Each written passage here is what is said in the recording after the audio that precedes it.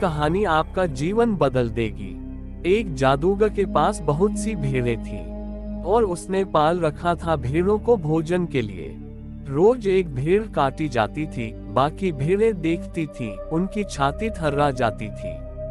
उनको ख्याल आता था कि आज नहीं कल हम भी काटे जाएंगे। उनमें जो कुछ होशियार थीं, वे भागने की कोशिश भी करती थीं।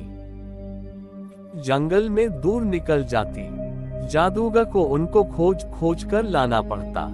यह रोज की झंझट हो गई थी और ना वे केवल खुद भाग जाती और भेड़ों को भी समझाती कि भागो, अपनी नौबत भी आने की है। कब हमारी बारी आ जाएगी पता नहीं। यह आदमी नहीं है, यह मौत है। इसका छुरा देखते हो, एक ही झटके में गर्दन अलग कर देता है। आखिर जादूगर ने एक तरकीब खोजी। उसने सारी भेड़ों को बेहोश कर दिया और उनसे कहा, पहली तो बात यह कि तुम भेड़ हो ही नहीं। जो कटती है वह भेड़ है, तुम भेड़ नहीं हो। तुम में से कुछ सिंह है, कुछ शेर है, कुछ चीते हैं, कुछ भेड़िए हैं। तुम में से कुछ तो मनुष्य भी हैं। यही नहीं, तुम में से कुछ तो जादूगर भी हैं। सम्मोहित भेड़ों को यह भरोसा आ गया। उस दिन से बड़ा आराम हो गया जादूगर को। वह जिस भेड़ को काटता, बाकी भेड़ें हंसती कि बेचारी भेड़। क्योंकि कोई भेड़ समझती कि मैं मनुष्य हूँ और कोई भेड़ समझती कि मैं तो खुद ही जादूगर हूँ, मुझको कौन काटने वाला है।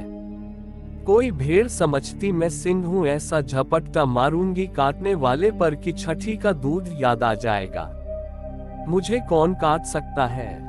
यह बेचारी भेड़ है, रे रे करके काटी जा रही है। और यह भेड़ भी कल तक यही सोचती रही थी जब दूसरी भेड़ें कट रही थी कि मैं सिंह हूँ, कि मैं मनुष्य हूँ, कि मैं जादूगर हूँ, कि मैं यह हूँ, कि मैं वह हूँ। उस दिन से भेड़ों ने भागना बंद कर दिया। गुरुजीएफ कहता था, आदमी करीब करीब ऐसी हालत में है। तुम सोए हो, गहन निद्रा में सोए हो। आध्यात्मिक अर्थों में सोने का अर्थ समझ लेना।